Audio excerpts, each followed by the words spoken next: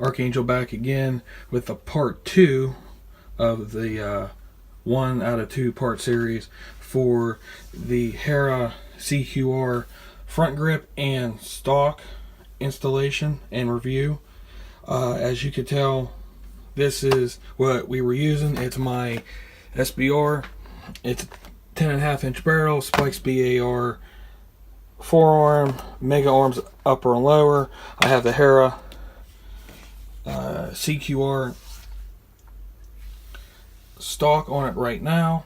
That was the first part of the 2-part series, and this one will be the front grip installation for the part 2 series. Some of the stuff that I didn't include in the first part that I'll put in the description of both videos, just in case if you do need it. It would be the part number for the stock, and the part number for the stock, you guys get a good look right there, it is 10510. And like I said, I bought the California compliant version of it because the other version was not in stock. And like how I showed you before, you take off just a handful of screws and you can go and pop that plate right out if you live in a state where you don't have to be California compliant.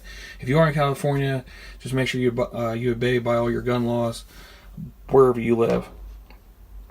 Okay, this is the front grip, and the part number for that is 10506, also from Hera.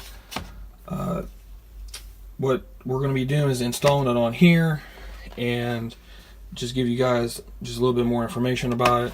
Here's how it comes. It comes in a very small box, and this is literally the only thing that comes in the box. Short and sweet, to the point. There's how it looks right there. There's 2 Allen screws right here. They are 6mm. Since it's from Germany, it's all metric, and that's how they go when they sit in the channel. They do come with a tiny bit of thread lock on them, but nothing too crazy. And it already comes with the quick detach on both sides. So that's one that you don't have to worry about going and installing.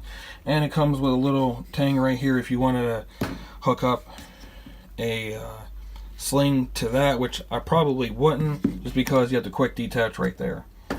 So we're going to go ahead and just dry make this up, and that's about where you're going to see it going.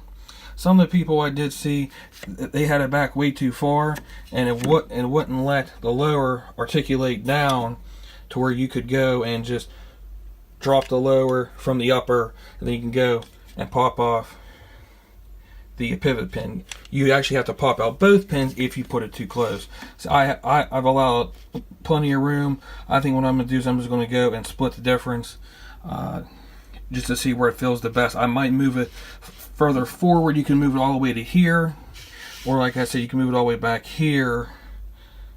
You can move it all the way forward up to about that slot. That's the last slot right there. Move it all the way back, but like I said, you're going to run into that problem.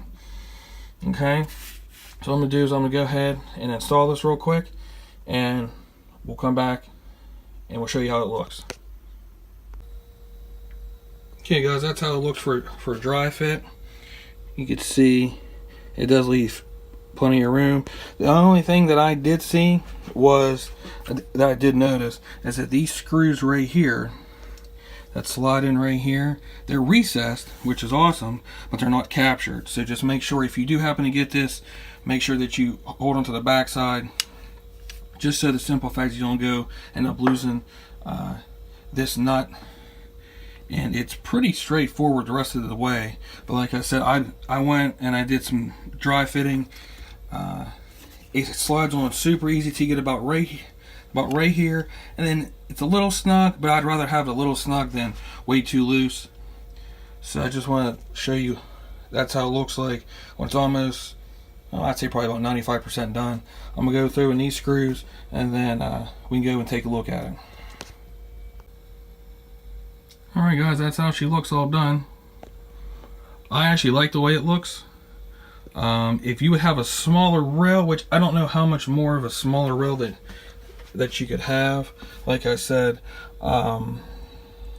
I do believe mine's a 9.5-inch rail, and I think it's a 9-inch mid rail.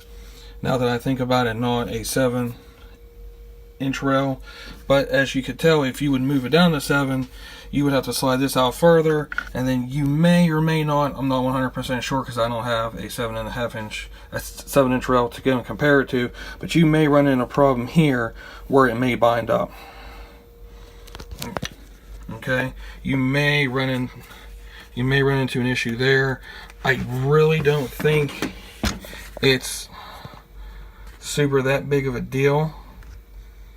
Let me go and pop this out for you guys.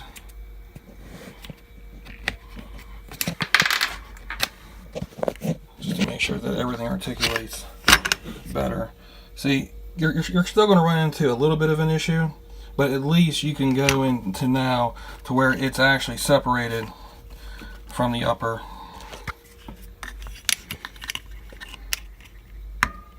And it won't be an issue to go and actually go and pop it apart. Where on the other one, you literally would have to go and pop both of them out at the same time. Which is not a major issue, but I could see where it could possibly be an issue. Okay, I'll give you just an overview again about what she looks like.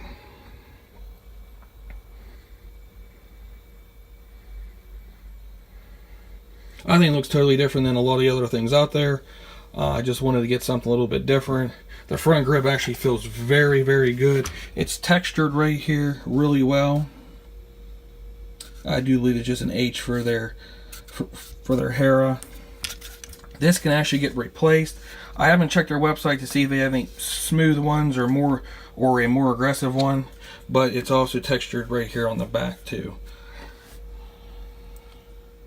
And like I said, this is a 9-inch rail, not a 7-inch rail. That was my fault. But I think you may run into some issues with a 7-inch rail. It may look better, but you still may have to go and pop both of these off before you even take apart the upper. I mean, you're going to pop both these out to even get the upper off. In a situation where you would need to get it off quick, like I said, sometimes those are far and few between. But I like having the extra room here, and I can actually have a little bit more of adjustability. If I do want to push it back a little bit more, I can. If I want to put it further out, I can. But just with my length of pull and everything else, everything fit really good right here. So I'm going to go and sign off for right now. But that's the way it looks right now. There's a little bit better of a side profile picture for you guys. It's actually very comfortable. When I first seen it, I didn't think it was going to be. I thought it was going to be really awkward. Just something that'll take a lot of time to get used to. But it's actually very comfortable. I was very surprised. And that'll fit on any type of Picatinny rail that you have, any 1913 rail that you have. If you have something that's maybe a longer AR. I did see one on a longer barrel AR, like a full 16-inch one. In my opinion, it looked kind of funky, but if you really like it and that's what you want to put it on, by all means. Or if you wanted to put this on a full length AR and just run the 7-inch rail, it would look a lot better. The rail I seen it on, I believe, was a 12-inch, 12 or a 15-inch rail, and it just looked kind of off. But if anybody has any questions, feel free just to go ahead and just post a comment on the channel. If you guys stick around on the channel, I have a case that I actually bought at the same time as this. It's from Rainier Arms. It's a very reasonably priced case, and it actually comes with the hard foam that you can actually go and cut out, and you could put a full-length rifle in. I believe you can put 6 or 8 mags in there, plus a rifle scope. It's a bunch of different stuff, and I believe it was only $60, and it got extremely high ratings. But I'm just going to leave you guys with this. Like I said, if you guys have any questions, thanks for tuning into the channel, and just keep looking for more gear reviews and different type of weapon mods and stuff. I've been trying to keep up with the channel as much as I can. It's kind of hard when you have family stuff going on, but anytime I get anything in and it's definitely worth reviewing, I'll definitely review it and post it on there. Thank you guys very much. Later.